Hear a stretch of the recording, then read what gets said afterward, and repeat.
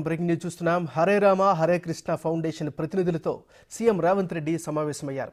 కొడంగల్లో semi residential pilot ప్రాజెక్టుపై చర్చించారు.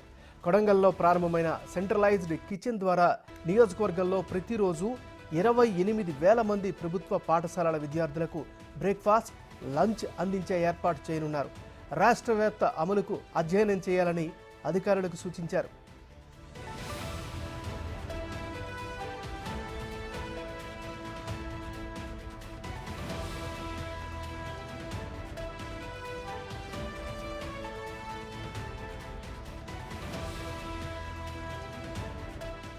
ప్రతిరోజు 28,000 మంది ప్రభుత్వ పాఠశాలల విద్యార్థులకు బ్రేక్ఫాస్ట్, లంచ్ అందించే ఏర్పాటు చేయనున్నారు.